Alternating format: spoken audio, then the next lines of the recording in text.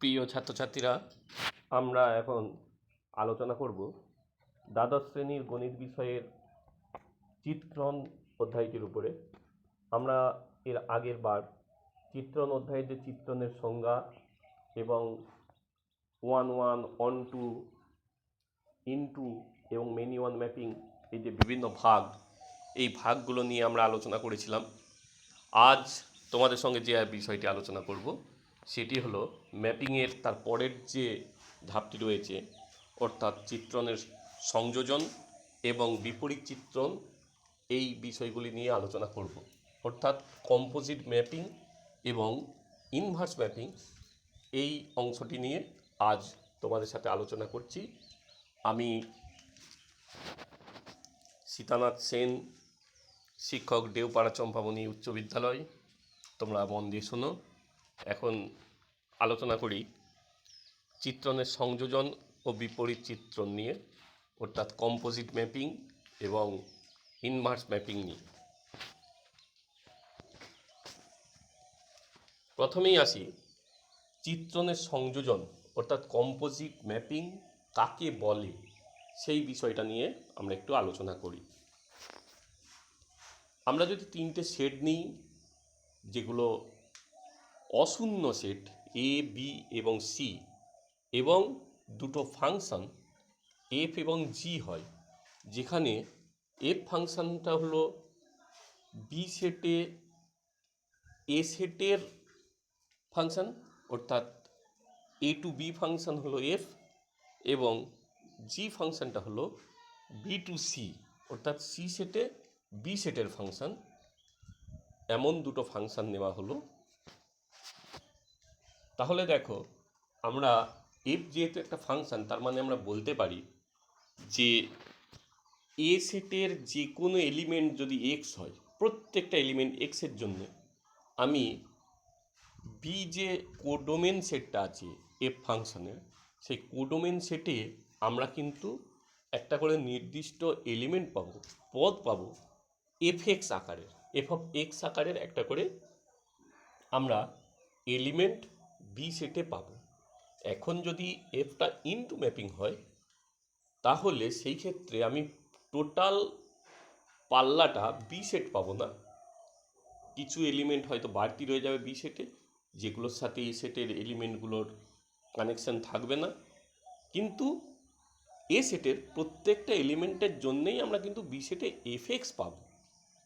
তার মানে সেই এ সেটের যে পাল্লা সেটটা, সেটা এফ অফ এ হবে, সেটা বি সেটের একটা সাবসেট হবে।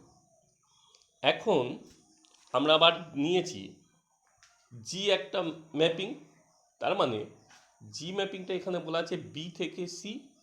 তাহলে ওই যে আমরা এফএক্সগুলো পেলাম বি সেটে, সেই এফএক্সগুলোর জন্যে আমরা জি চিত্রণ অনুযায়ী আমরা সি সেটে আবার তাদের একটা ইমেজ পাবো, যে ইমেজগুলো হবে তাহলে জি অফ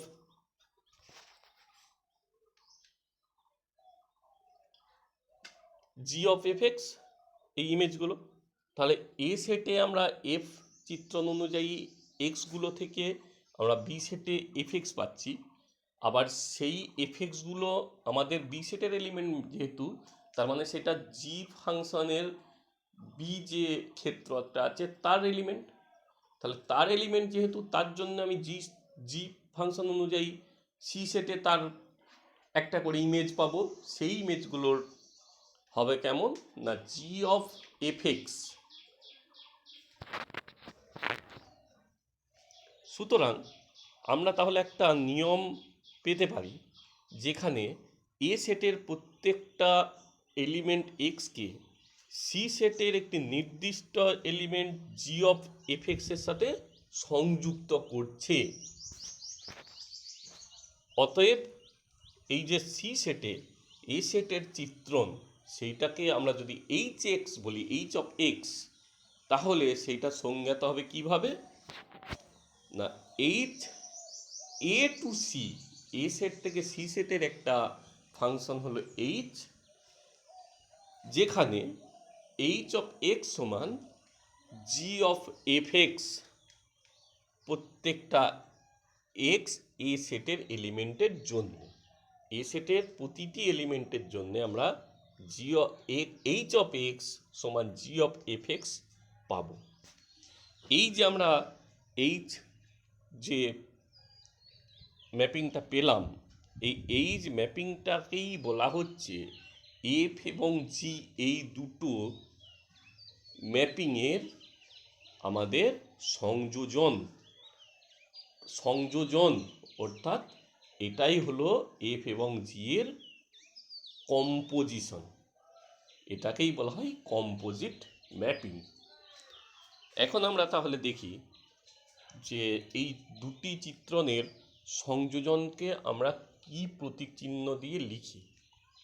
এই যে এফ এর এ থেকে বি এবং জি যে চিত্রণ বি থেকে সি, এদের যে আমাদের কম্পোজিশন হলো বা কম্পোজিট ম্যাপিং তৈরি হলো, সেই কম্পোজিট ম্যাপিংটাকে আমরা লিখি জি কম্পোজ এফ। এইভাবে পড়া হয়, জি আর এফ এর মাঝে একটা গোল চিহ্ন দেওয়া আছে, এটাকে বলা হয় জি কম্পোজ এফ, বা জি এফ দিয়েও লেখা হয়, জি এফ দিয়েও লেখা হয়। এই কারণে লেখা হয়, এইটাকে গুণফলও বলা হয়, দুটো অপেক্ষকের গুণফল বলা হয়। তার মানে সেই হিসেবে এটা গুণফল আকারেও লেখা হয়, কিন্তু সাধারণভাবে লেখা হয় জি কম্পোজ এফ এই আকারে। আমরা এই যে কম্পোজিট ম্যাপিং কিভাবে হচ্ছে সেই ছবিটা একটু ভালো করে বুঝে নিই। দেখো, এইখানে আমরা বাঁ দিক থেকে যদি লক্ষ্য করি, বাঁ দিকে সেট রয়েছে এ, মাঝার যে সেটটা রয়েছে সেই সেটটা হলো বি। এই এ থেকে বি এর যে এ এর এলিমেন্টগুলো, তার সাথে বি এর একটা করে নির্দিষ্ট এলিমেন্টের যে সংযুক্তিকরণ ঘটেছে, সে যে নিয়মে সংযুক্তিকরণ ঘটেছে সেইটাকে আমরা বলছি এফ। এই এফ নিয়ম অনুসারে এক্সগুলোর জন্য আমরা বি সেটে পাচ্ছি এফ অফ এক্স। এবার এই এফ অফ এক্সগুলোর জন্য বি সেটের আমরা সি সেটের সাথে আবার একটা সংযুক্ত করতে পারছি জি নিয়ম অনুসারে। সেই জি নিয়ম অনুসারে এই এফ এক্সগুলোর জন্য পাচ্ছি দেখো জি অফ এক্স। তাহলে আমরা প্রত্যেকটা এ সেটের এক্সের জন্য আমরা সি সেটে গিয়ে কিন্তু একটা জি অফ এফ এক্স পেয়ে যাচ্ছি। এই যে এ থেকে সি এর যে সংযোগের যে নিয়ম, সেই নিয়মটাকে আমরা বলছি কম্পোজিট ম্যাপিং। সেটাই হলো জি কম্পোজ এফ, নিচেতে যেটা লেখা রয়েছে জি কম্পোজ এফ। এইভাবে আমাদের একটা কম্পোজিট ম্যাপিং তৈরি হচ্ছে। তাহলে আমরা বলতে পারছি এইচ সমানই হচ্ছে, আমরা যে এইচ ধরেছিলাম অপেক্ষকটার কথা প্রথমে, সেই এইচ সমান হচ্ছে জি কম্পোজ এফ এ সেট থেকে সি সেট। এইটাই হলো একটা চিত্রণ, যেখানে এইচ এক্সটা হলো কি এইচ অফ এক্স সমান জি কম্পোজ এফ অফ এক্স। এই জি কম্পোজ এফ অফ এক্সটাকে আমরা লিখছি দেখো জি অফ এফ এক্স। তার মানে প্রথমে এফ এক্স, তারপরে তার জি জি ফাংশনটা পরে কাজ করছে, সেটাই হলো জি কম্পোজ এফকে নির্ণয় করা হয় এইভাবে। এখন যদি দুটো ফাংশন নিই আমরা, জি আর এফ, জি আর এফ, এই যে দুটো ফাংশন নিলাম, যে কোনো ক্ষেত্রেই কি আমরা এরকম জি কম্পোজ এফ পাবো? তাহলে আমাদের এখন দেখতে হবে যে এই জি কম্পোজ এফ, এই জি কম্পোজ এফ পাওয়ার শর্তটা কি, অস্তিত্বটা থাকার, জি কম্পোজ এফ এর অস্তিত্ব থাকার যে শর্ত সেটা কি, কোন শর্তটা ফুলফিল করলে জি কম্পোজ এফ আমরা কম্পোজিট ম্যাপিংটা পেতে পারি। উপরে যে উদাহরণটা পেয়েছি দেখো, প্রথমে এফ ফাংশনটা ছিল, তার সাথে জি ফাংশনটার কম্পোজিশন হয়েছিল, জি কম্পোজ এফ হয়েছিল। সেই ক্ষেত্রে একটা জিনিস পরিষ্কার বুঝতে পারছো যে এ সেটের এলিমেন্টগুলো মানে এক্সগুলো থেকে এফ এক্স পাচ্ছি বি সেটে। তাহলে বি সেটে যেহেতু পাচ্ছি, আবার বি সেটের প্রতিটা এলিমেন্ট যে জি আমাদের ম্যাপিংটা আছে, সেই জি ম্যাপিংয়ের যেহেতু ক্ষেত্র, সেই ক্ষেত্র আর এ সেটের যেহেতু পাল্লা, বিটা হলো উপক্ষেত্র বা উপ অঞ্চল, সেই উপ অঞ্চলটা একটা সাবসেট হয় পাল্লাটা, আর সেটাই হলো জি ফাংশনের ক্ষেত্রে আমাদের এখানে ক্ষেত্র। তাহলে সেই জি এর যে ক্ষেত্র, তার সাবসেট হতে হবে এফ এর পাল্লাটাকে। তার মানে F of A subset of B হতে হবে। তাহলেই এটা যদি, এই শর্তটা যদি মানি, তাহলেই আমরা জি কম্পোজ এ পেতে পারি। এবার আসি চিত্রণের সংযোজনের ধর্ম। আমরা যে কম্পোজিট ম্যাপিং, তার কিছু ধর্ম আছে, সেইগুলো আমরা এখন বলব। এই ধর্ম বা প্রপার্টিগুলো আমরা কিন্তু প্রমাণ করছি না। প্রমাণ করছি না কেন না, এই প্রমাণগুলো তোমরা তোমাদের যে পাঠ্য বই রয়েছে, যে কোনো বই, সেই পাঠ্য বইয়েতে তোমরা খুব পরিষ্কারভাবে পেয়ে যাবে। আমরা শুধু ধর্মগুলো, প্রপার্টিগুলো উল্লেখ করে দিচ্ছি। দুটি চিত্রদের সংযোজন সাধারণভাবে বিনিময় নিয়ম, মানে কমিউটেটিভ ল, সেটাকে মেনে চলে না। কমিউটেটিভ ল মানে আমরা ক্লাস 7-এ পড়েছিলাম বিনিময় সূত্র, যে এ বি সমান বি এ, এইটাই হলো কমিউটেটিভ ল, বা এ প্লাস বি সমান বি প্লাস এ, এই যে নিয়মগুলো মেনে চলে, এগুলোই হলো আমাদের বিনিময় সূত্র বা কমিউটেটিভ ল। কিন্তু এই কম্পোজিট ম্যাপিংয়ের ক্ষেত্রে সেই সাধারণভাবে কিন্তু এই বিনিময় সূত্রটাকে মেনে চলে না। বিনিময় সূত্রটাকে মেনে চলে না মানে জি কম্পোজ এফ আর এফ কম্পোজ জি কিন্তু এক জিনিস নয়, এটা সমান হয় না সাধারণভাবে। দ্বিতীয় ক্ষেত্রে হচ্ছে, যদি আমরা তিনটে অপেক্ষকের সংযোজন করি, তিনটে অপেক্ষকের যদি সংযোজন করি, তাহলে সেই তিনটে অপেক্ষকের সংযোজন কিন্তু অ্যাসোসিয়েটিভ প্রপার্টি, অ্যাসোসিয়েটিভ ল, সেটাকে মেনে চলে। সংযোজন নিয়ম সেটাকে মেনে চলে।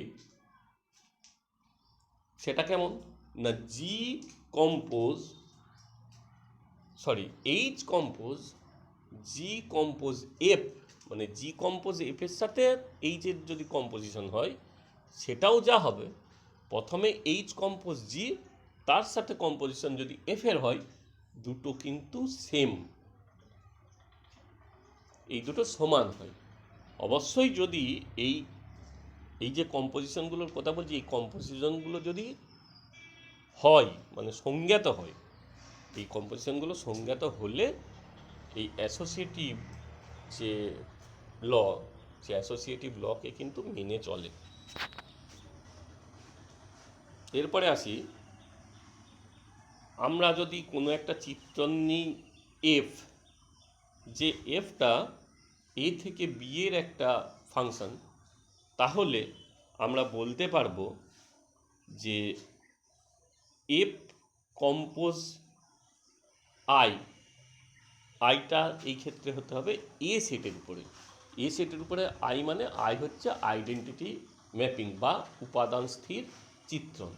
এফ কম্পোজ আই অফ এ, এ সেটের উপরে, সেইটা সমানও হয় এফ।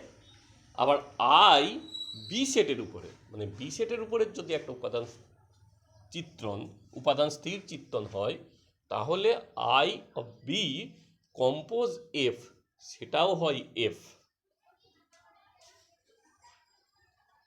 4 নম্বরে হচ্ছে, দুটি 1-1-1-2 ম্যাপিংয়ের কম্পোজিশন 1-1-1-2ই হয়, মানে দুটি বাইজেক্টিভ ম্যাপিংয়ের কম্পোজিশন বাইজেক্টিভ ম্যাপিংই হয়। আর 5 নম্বরে পাবো, এফ যদি এ টু বি হয় এবং জি যদি বি টু এ হয়, দুটো চিত্রণ হয়, তাহলে এফ কম্পোজ জি হবে, যদি এফ কম্পোজ জিটা এইরকম হয় যে আই অফ বি, আর কি বি সেটের উপরে একটা আইডেন্টিটি ম্যাপিং হয়, তাহলে আমরা সেখান থেকে বলতে পারবো যে এফ হলো একটি অন টু ম্যাপিং এবং জি হবে একটি 1-1 ম্যাপিং।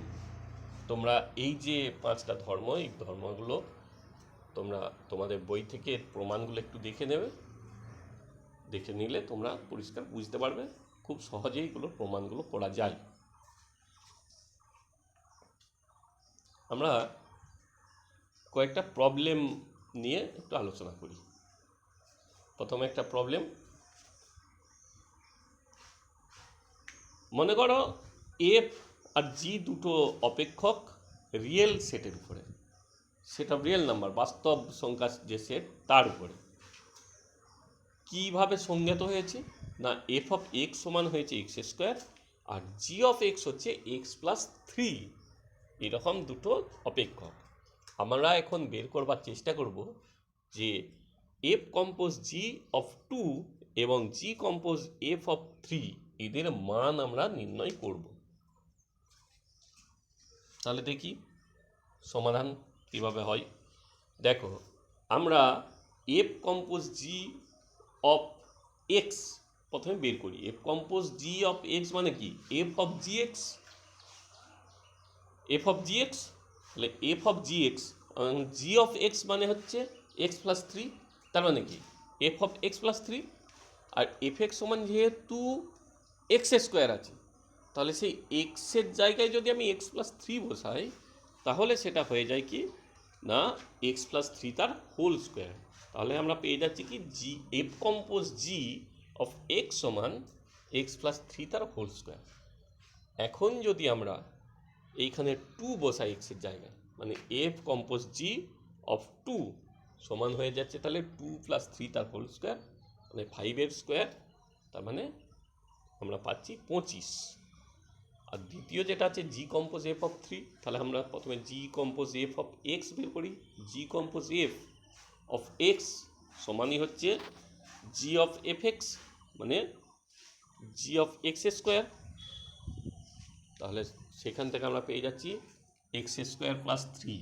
তাহলে জি কম্পোজ এফ অফ এক্স সমান দেখো পেয়ে গেলাম এক্স স্কোয়ার প্লাস 3। এখন তাহলে জি কম্পোজ এফ অফ 3 সমান পাচ্ছি 3 স্কোয়ার 3, মানে 9 প্লাস 3 সমান 12। বুঝা গেল? এবার আসি দ্বিতীয় আর একটি প্রবলেমে।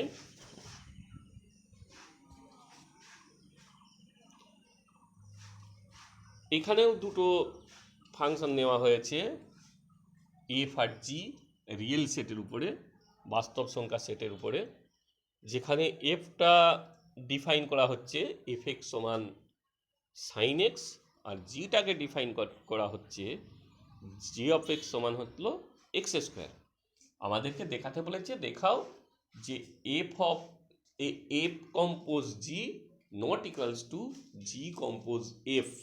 আমরা আগের যে অঙ্কটা দেখেছিলাম সেখানেও দেখো একই রকম ছিল, যে F compose G of X পেয়েছিলাম এক্স প্লাস 3 তার হোল স্কোয়ার, আর G compose F of X সেটা পেয়েছিলাম এক্স স্কোয়ার প্লাস 3। এইখানেও কিন্তু আমাদের জি কম্পোজ এফ আর এফ কম্পোজ জি দুটো কিন্তু একই আসেনি, কারণ এই দুটোর মান এক্স প্লাস 3 তার হোল স্কোয়ার আর এক্স স্কোয়ার প্লাস 3 এরা তো সবসময় সমান হবে না। এক্সের সব ভ্যালুর জন্য কি সমান হবে? হবে না তো। তাহলে আমরা যেটা প্রথমেই ধর্মের প্রথম যেটা বলেছিলাম যে এরা কমিউটেটিভ লকে মেনে চলে না, সেটার প্রমাণ আমরা এখানে পাচ্ছি, তার আমরা উল্লেখ পাচ্ছি। আমাদের দ্বিতীয় যে সমস্যাটা সেখানেও কিন্তু সেই জিনিসটাই প্রমাণ করতে বলা হয়েছে। এই ক্ষেত্রেও নিশ্চয়ই বুঝতে পারছো যে আমরা বের করব F compose G of x.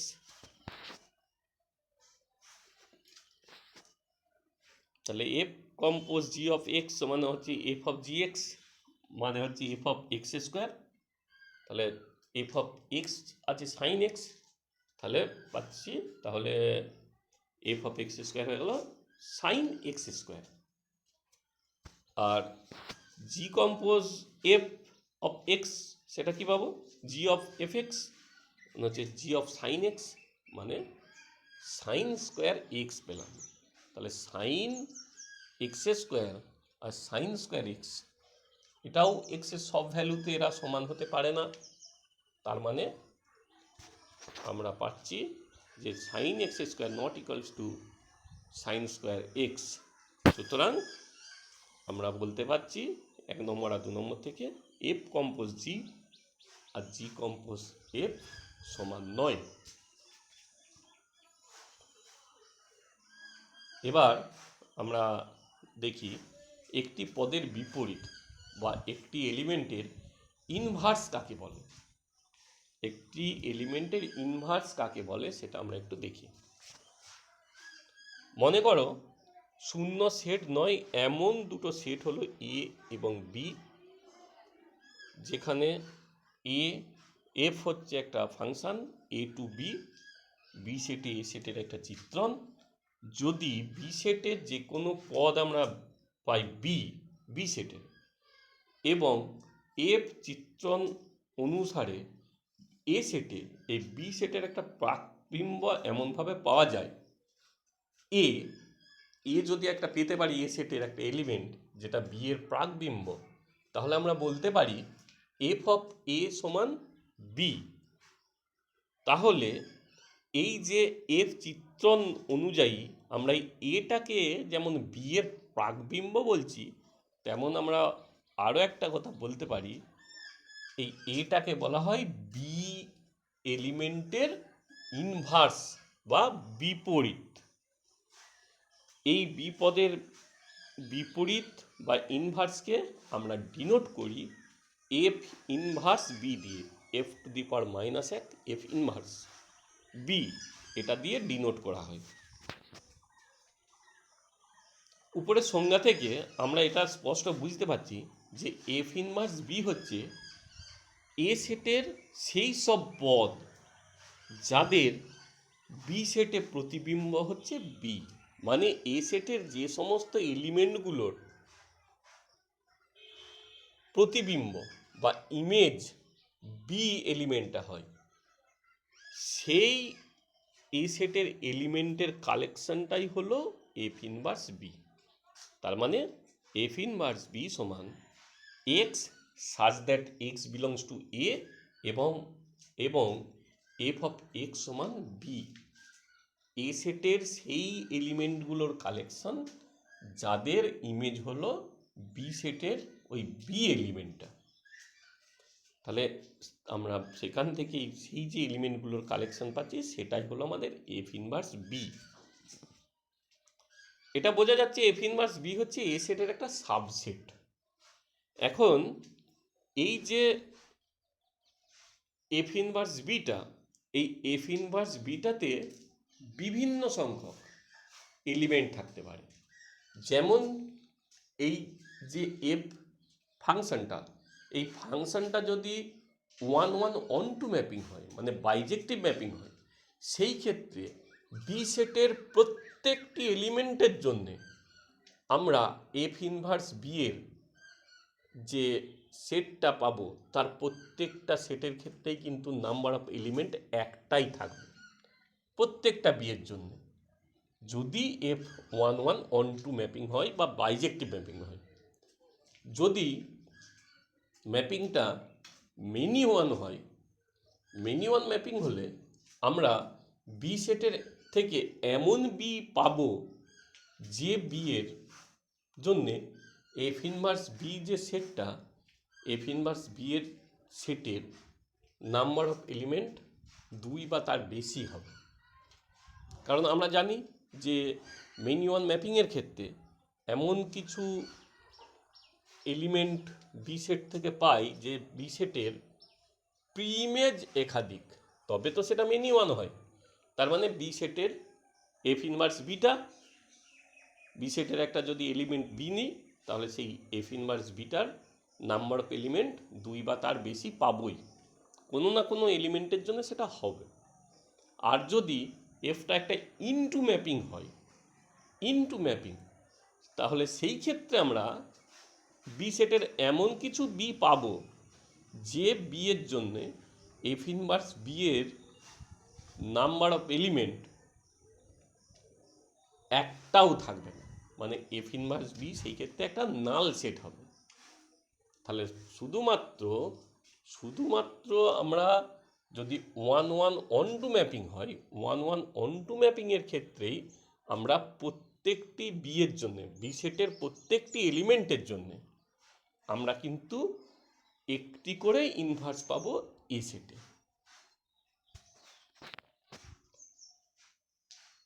আমরা প্রথমে এই যে এলিমেন্টের ইনভার্স সেটার উপরে প্রবলেম দুটো দেখে নিই। মনে করো সব বাস্তব সংখ্যার সেট যদি আর হয়, real number, F R two আর একটা চিত্রণ, যেখানে সেটা ডিফাইন হয়েছে এফ অফ এক্স সমান এক্স স্কোয়ার প্লাস 2 এটা দিয়ে, তাহলে আমাদেরকে বের করতে বলা হয়েছে এফ ইনভার্স 11,16, 11 আর 16 এই দুটো এলিমেন্টের ইনভার্স সেটটা বের করতে বলা হয়েছে। দেখি তাহলে।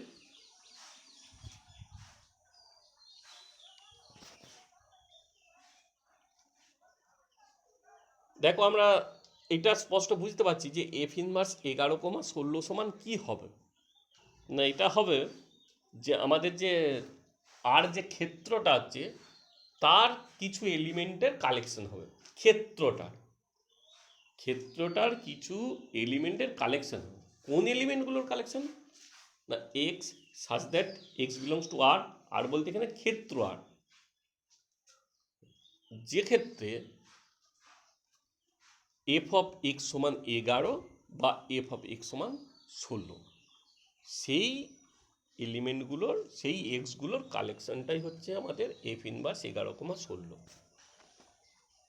তাহলে এখন যদি এফ অফ এক্স সমান 11 হয়, তার মানে এক্স স্কোয়ার প্লাস 2 সমান 11, তার মানে এক্স স্কোয়ার সমান 9, 11 ও 11 মাইনাস 2 9, তার মানে এক্স সমান হয়ে গেল প্লাস মাইনাস 3। এখন দেখো প্লাস 3 বা মাইনাস 3 এগুলো সবই তো রিয়েল নাম্বার, তার মানে এগুলো আমাদের যে আর ক্ষেত্রটা আছে তার এলিমেন্ট। এটা পেলাম 11-র জন্যে। 16-র জন্যে কি পাই দেখে না,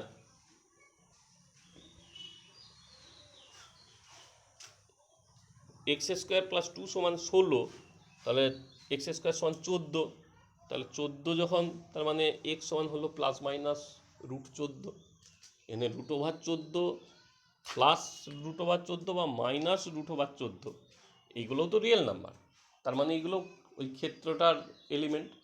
তার মানে আমরা পাচ্ছি এফ ইনভার্স 11,16 সমান হয়ে যাচ্ছে 3 মাইনাস 3 √14 আর মাইনাস √14, এদের এই যে কালেকশনটা এটাই হলো এফ ইনভার্স 11,16। আর একটা দেখে নিই প্রবলেম। আমরা যদি একটা সেট নিই এ 3, 6, 9, 12, আর বি যদি একটা সেট নিই 1, 2, 3, 4, যদি এফ একটা ফাংশান হয় এ টু বি, তাহলে সেই এফ অফ, যেখানেতে এটা ডিফাইন হয়েছে এফ অফ এক্স সমান x/3 এইভাবে, তাহলে এফ আর এফ ইনভার্সটাকে নির্ণয় করতে বলা হয়েছে। আমরা এখানে যেটা এফ বা এফ ইনভার্স নির্ণয় করব সেটা হলো আমাদের যে ক্রমিক জোড়, অর্ডার পেয়ার, সেই আকারে আমরা সেট হিসেবে এখানে ডিফাইন করব, নির্ণয় করব। দেখো এখানে এর যে এলিমেন্টগুলো আছে তার জন্য পাচ্ছি যেটা, সেটা পাচ্ছি। দেখো যেহেতু বলা আছে এখানে এফ অফ এক্স সমান x/3, তাহলে এফ অফ 3 মানে 3/3 1, এফ অফ 3 হয়ে গেল 1, তাহলে নিশ্চয়ই বোঝা যাচ্ছে এফ অফ 6 সমান 6/3 মানে 2, এফ অফ 9 সমান 9/3 সমান 3, এফ অফ 12/3 মানে হলো 4। তাহলে আমরা পেয়ে যাচ্ছি ক্রমিক জোড় হিসাবে এফ সমান হলো 3,1, 6,2, 9,3 এবং 12,4। আর এফ ইনভার্স কী পাবো, এদের উল্টোগুলো পাবো 1,3, 2,6, 3,9 এবং 4,12। এই হয়ে গেল আমাদের এফ আর এফ ইনভার্স। এবার আসি ইনভার্স ম্যাপিংয়ের ক্ষেত্রে ইনভার্স ম্যাপিং কাকে বলে? আমরা এ আর বি দুটো সেট নিয়েছি যারা অশূন্য সেট, এবং এফ এ টু বি একটি 1-1 অন-টু ম্যাপিং। 1-1 অন-টু ম্যাপিং যদি হয় এফ, তাহলে দেখো আমরা একটা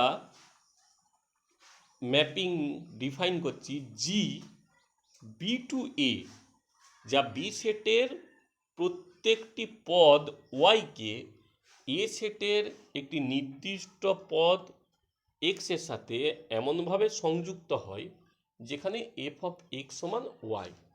মানে বি, আমরা যেটা এফের যেটা আমাদের 1-1 অন টু মানে যেটা কোডোমেন সেট, সেটাই হলো আমাদের রেঞ্জ, তার মানে বিটাই হলো আমাদের এখানে পাল্লা।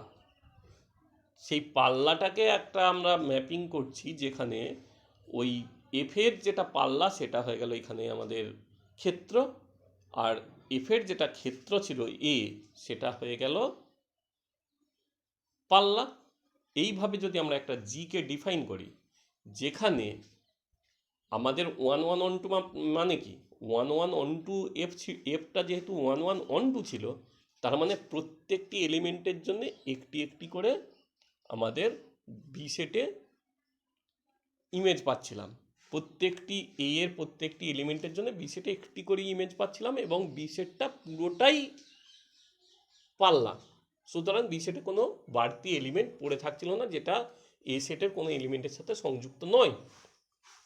তাহলে বি সেটের প্রত্যেকটা এলিমেন্টের যেহেতু প্রি ইমেজ একটি করেই থাকছিল, তাহলে আমরা একটা জি ডিফাইন করে দিচ্ছি উল্টে দিয়ে বি থেকে এ, যেখানে ওই এফ অফ এক্স সমান যে ওয়াই যেভাবে ছিল সেইভাবেই এখানে এ থেকে বি ছিল, সেইভাবেই সেই কানেকশান অনুযায়ী রইল বি থেকে এ এইভাবে। তাহলে ওই যে জিটা, সেই জিটাকে বলছি আমরা এফের বিপরীত চিত্রণ বা ইনভার্স ম্যাপিং, যেটাকে আমরা ডিনোট করি এফ ইনভার্স দিয়ে। এফ ইনভার্স চিত্রণটাকে বলা হয় এফের ইনভার্স ম্যাপিং। সুতরাং এফ এ টু বি একটি 1-1 অন টু ম্যাপিং হলে, মানে বাইজেক্টিভ ম্যাপিং হলে, এফ ইনভার্স হবে বি সেটে এ সেটের একটি ম্যাপিং, অর্থাৎ এফ ইনভার্স বি টু এ। কীভাবে না, এফ এক্স সমান ওয়াই, এফ এক্স সমান যদি ওয়াই হয় তাহলে এক্স সমান হবে এফ ইনভার্স ওয়াই, বা এক্স সমান যদি এফ ইনভার্স ওয়াই হয় তাহলে হবে এফ এক্স সমান ওয়াই।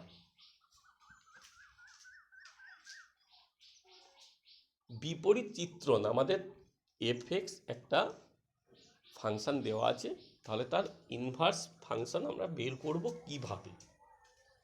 প্রথম হচ্ছে এফ এক্সটাকে অবশ্যই বাইজেক্টিভ ম্যাপিং হতে হবে, নাহলে তার ইনভার্স ম্যাপিং থাকবে না। ইনভার্স ম্যাপিং থাকার প্রথম শর্ত হলো এফটাকে হতে হবে bijective mapping, 1-1 onto mapping. এই 1-1 অন টু ম্যাপিং হলে তার আমরা ইনভার্স ম্যাপিং কিভাবে বের করব তার পদ্ধতি স্টেপগুলো বলছি। প্রথমে আমরা ধরে নেব যে বি সেটের পদ, যে কোনো পদ ওয়াইয়ের জন্যে এ সেটে আমরা প্রাকবিম্ব পাবো এক্স, অর্থাৎ এফ অফ এক্স সমান ওয়াই। তারপরে এফ অফ এক্স সমান ওয়াই যে সমীকরণটা আমরা পাচ্ছি, সেখান থেকে আমরা এক্সের মান বের করে নেব যে এক্স সমান কি, এক্স সমান ওয়াই দিয়ে আমরা একটা সমাধান করব যে X equals to F Y. কেন, মানে আমি কথার কথা বলছি যে ওয়াইয়ের ফাংশন দিয়ে এক্সটাকে বের করব। তারপর ওই যে 2 নম্বরে যে আমরা সম্পর্কটা পেলাম যে এক্স সমান সামথিং ওয়াই, কিছু ওয়াইয়ের যে একটা আমাদের সম্পর্ক পেলাম, ওয়াই দিয়ে এক্সকে আমরা প্রকাশ করলাম, সেইখানতে আমরা লিখব এক্সের জায়গায় এফ ইনভার্স ওয়াই। এক্স মানে হচ্ছে এফ ইনভার্স ওয়াই। তাহলে আমরা বিপরীত চিন্তনটা পাবো, তার মানে এফ ইনভার্স ওয়াই সমান ওয়াই দিয়ে কিছু একটা আমরা সম্পর্ক পেয়েছি। তারপরে শেষে করব সেই 3 নম্বর যে সম্পর্কটা, সেই 3 নম্বর সম্পর্কটাতে ওয়াইয়ের জায়গায় আমরা এক্স বসিয়ে দেবো, মানে এক্স দিয়ে ওইটাকে ডিফাইন করব। সেটাই হবে আমাদের এফ ইনভার্স বি টু ই। তাহলে প্রথম আমরা বি সেটের প্রতিটা ওয়াইয়ের জন্যে এফ অফ এক্স পাই, তার মানে এফ অফ এক্স সমান ওয়াই। সেই এফ অফ এক্স সমান ওয়াই থেকে আমরা এক্স নির্ণয় করব ওয়াই দিয়ে। তারপরে এক্সের জায়গায় লিখে দেব এফ ইনভার্স ওয়াই, তারপর দুদিকের ওয়াইয়ের জায়গায় আমরা এক্স লিখে দেব। সেটাই হবে আমাদের এফ ইনভার্স বি টু এ ফাংশন। এই ক্ষেত্রে একটা প্রবলেম আমরা দেখে নিই যে এই ইনভার্স ম্যাপিংয়ের উপরে। মনে করো সকল মূলদ সংখ্যার সেট কিউ, যেখানে একটা ফাংশন হচ্ছে এফ কিউ টু কিউ, যেটা ডিফাইন হয়েছে এফ অফ এক্স সমান এ এক্স প্লাস বি দিয়ে, যেখানে এ বি এক্স সবই হলো মূলদ সংখ্যার এলিমেন্ট, কিউ এর এলিমেন্ট, আর এটা নট ইকুয়ালস টু 0। তাহলে আমাদেরকে দেখাতে বলা হয়েছে যে এফটা হবে একটা ইনভার্স ম্যাপিং, বিপরীত চিত্রণ, এবং এফ ইনভার্স যে নিয়ম দ্বারা ডিফাইন হচ্ছে সেই এফ ইনভার্সের নিয়মটাকে বের করতে বলা হয়েছে। সমাধান। প্রথম আমাদের কাজ হচ্ছে দেখানো যে এইটা মানে এফটা একটা বাইজেক্টিভ ম্যাপিং। যদি বাইজেক্টিভ ম্যাপিং বা 1-1-on-2 ম্যাপিং হয় তবে তো আমি ইনভার্স ম্যাপিং ডিফাইন করতে পারবো, তা নাহলে তো পারবো না। তাহলে প্রথম কাজ 1-1-on-2 দেখানো এফ ফাংশনটাকে। আমরা যে কিউ ক্ষেত্রটা তার যে কোনো দুটো এলিমেন্ট নিচ্ছি এক্স আর ওয়াই, এমন দুটো এলিমেন্ট যে ক্ষেত্রে এফ অফ এক্স সমান এফ অফ ওয়াই। তাহলে এফ অফ এক্স সমান যদি এফ অফ ওয়াই হয়, তার মানে এ এক্স প্লাস বি সমান A Y plus B. B R B কেটে গেল, আর এ যেহেতু নট ইকুয়ালস টু 0, তার মানে এ দিয়ে দুদিকে ভাগ করে দেওয়া যাবে, তার মানে এক্স সমান ওয়াই। তাহলে দেখো পাচ্ছি যদি এফ এক্স আর এফ ওয়াই সমান হয় তাহলে এক্স আর ওয়াইও সমান হবে। দুটো আলাদা আলাদা এক্স ওয়াইয়ের জন্যে কিন্তু আমরা ইমেজ দুটো সমান পাচ্ছি না। তার মানে এর থেকে আমরা বলতে পারছি এফ এক্সটা হচ্ছে একটা 1-1 ম্যাপিং। আবার দেখো কিউ উপক্ষেত্রের অন্তর্গত যদি আমি একটা এলিমেন্ট বলি ওয়াই, তাহলে আমরা পাচ্ছি এফ অফ এক্স সমান ওয়াই, তার মানে এ এক্স প্লাস বি সমান ওয়াই। তার থেকে পাচ্ছি এক্স সমান তাহলে Y minus B divided by A. এখন যেহেতু এ নট ইকুয়ালস টু 0, তাই আমরা বলতে পারি কিউ উপ অঞ্চলের অন্তর্গত যে কোনো পদ ওয়াইয়ের কিউ ক্ষেত্রে এক্স সমান ওয়াই মাইনাস বি বাই এ পাওয়া যাবে এমনভাবে, মানে এই যে আমরা যে কোনো একটা ওয়াই নিলাম উপক্ষেত্রটায়, কিউ উপক্ষেত্রে, আমরা তো এখন অন্টু কিনা জানি না, আমরা উপক্ষেত্র বলছি এটাকে। তাহলে তার জন্যে কিন্তু আমরা দেখতে পাচ্ছি আমরা যে কোনো এলিমেন্টের জন্যে আমরা একটা এলিমেন্ট পাচ্ছি এক্স, যে এক্সের আকারটা কেমন না ওয়াই মাইনাস বি বাই এ, এই আকারে। সেখানে দেখো যে এফ অফ এক্স সমান মানে F of Y minus B by A সমান নেই, দেখো A into Y minus B by A plus B, কাটাকাটি করলে দেখো সেটা ওয়াই আসছে। তার মানে এইখানে আমরা প্রত্যেকটা ওয়াইয়ের জন্যে কিন্তু প্রি ইমেজ পাচ্ছি। তার মানে আমাদের যে উপক্ষেত্র যেটা, তার কোনো এলিমেন্ট আমরা পাবো না যাদের কোনো প্রি ইমেজ থাকবে না। তার মানে উপরিচিত্রণ মানে অন টু ম্যাপিং। তাহলে আমরা 1 1 আগে প্রমাণ করেছি, এখন অন টু প্রমাণ করলাম। তাহলে 1 1 অন টু, তার মানে এফটা হলো একটা বাইজেক্টিভ ম্যাপিং। বাইজেক্টিভ ম্যাপিং যখন আমরা বলতে পারছি যে এফ ইনভার্সের অস্তিত্ব আছে। এবার আমাদের এফ ইনভার্সটাকে নির্ণয় করার কাজ। এখানে অনেকটা কাজই আমাদের আগানো আছে। আমাদের ছিল যেটা এফ এক্স সমান ওয়াই হয়, তার থেকে আমরা বের করি যে এক্স সমান ওয়াই দিয়ে আমরা দেখো বের করে রেখেছি এক্স সমান ওয়াই মাইনাস বি বাই এ।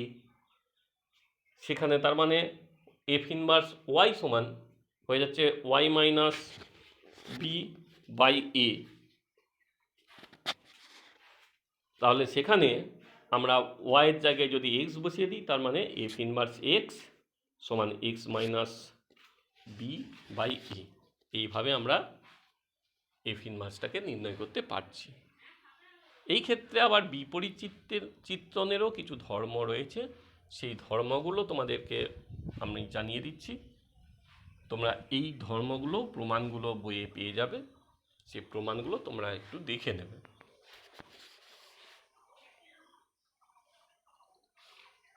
বাইজেক্টিভ ম্যাপিংয়ের বিপরীত চিত্রণ সেটি কিন্তু একটি নির্দিষ্ট চিত্রণ। মানে একটি বাইজেক্টিভ ম্যাপিং না হলে তো ইনভার্স হয় না। ওই যে বাইজেক্টিভ ম্যাপিংয়ের যে ইনভার্স ম্যাপিংটা হয় সেটা কিন্তু একটি নির্দিষ্ট, একাধিক নয়, একটি নির্দিষ্ট একটি এফ বাইজেক্টিভ ম্যাপিংয়ের জন্য একটি নির্দিষ্ট এফ ইনভার্স পাবো।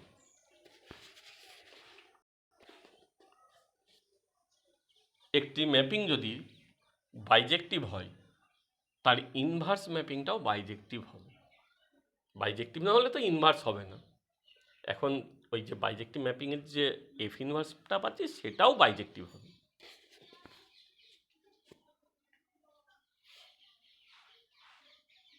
আর যদি এফ এ টু বি একটা বাইজেক্টিভ ম্যাপিং হয়, আর এর যদি ইনভার্সটা এফ ইনভার্স বি টু এ হয়, তাহলে আমরা বলতে পারবো যে এফ ইনভার্স কম্পোজ এফ সমান আই।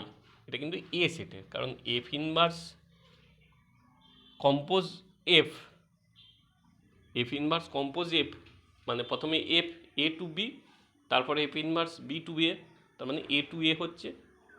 সেটা একটা উপাদান স্থির চিত্রণ বা আমাদের আইডেন্টিটি ম্যাপিং হয় এ সেটের উপরে।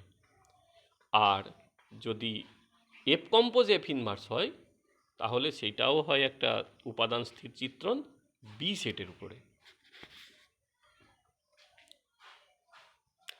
এফ আর জি যদি দুটো চিত্রণ এমন হয় যে জি কম্পোজ এফ এবং এফ কম্পোজ জি, এরা যথাক্রমে এ সেট আর বি সেটের উপাদান স্থির চিত্রণ হয়। এফ কম্পোজ জি কম্পোজ এফটা হলো আমাদের আই অফ এ সেটের উপরে, আর এফ কম্পোজ জি হচ্ছে আই অফ বি। তাহলে আমরা বলতে পারবো যে এফ আর জি দুজনেই বাইজেক্টিভ ম্যাপিং হবে এবং জি সমান হয়ে যাবে এফ ইনভার্স, মানে জিটা এফ এর বিপরীত চিত্রণ হবে।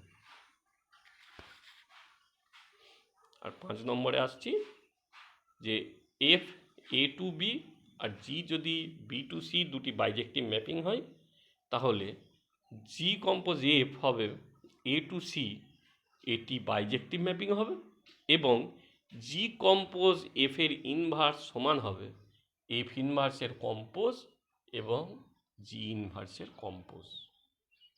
এই হ্যাঁ, এফ ইনভার্স এবং জি ইনভার্সের কম্পোজ। এই প্রমাণগুলো তোমরা বই থেকে কিন্তু একবার হলেও দেখে নেবে। যাই হোক, আমি তোমাদেরকে যে কম্পোজিট ম্যাপিং এবং ইনভার্স ম্যাপিং এই দুটো তোমাদেরকে পরিষ্কার করার চেষ্টা করলাম। তোমরা বই থেকে এই দুটি বিষয়ের উপরে তোমরা অনেক প্রবলেম পাবে। আমি কয়েকটা প্রবলেম তোমাদেরকে দেখিয়েও দিলাম। তোমরা এই প্রবলেমগুলি সলভ করতে পারবে। তার আগে বলবো, পাঠ্যপুস্তকে এই অংশটি ভালো করে আগে থিওরি পার্টটা আমি বলে দিলাম, তার সাথে সাথে তোমরাও বই থেকে এই পার্টটা ভালো করে পড়ে নেবে। পড়ে নেওয়ার পর বইয়ের মধ্যে যে উদাহরণগুলো আছে সেই উদাহরণগুলো একবার দেখবে। দেখবার পর তোমাদের যে অনুশীলনীর অঙ্ক, সেই অনুশীলনীর অঙ্কগুলি মন দিয়ে তোমরা সমাধান করো। প্রত্যেকটি অঙ্কই তোমরা করতে পারবে, এই আশা আমি রাখছি। যাই হোক, আজ আমার যে আলোচনা কম্পোজিট ম্যাপিং এবং ইনভার্স ম্যাপিং, সেই আলোচনা আমি এখানেই শেষ করছি। সকলকে ধন্যবাদ জানাচ্ছি। ধন্যবাদ সকলকে। মন দিয়ে পড়াশোনা করো।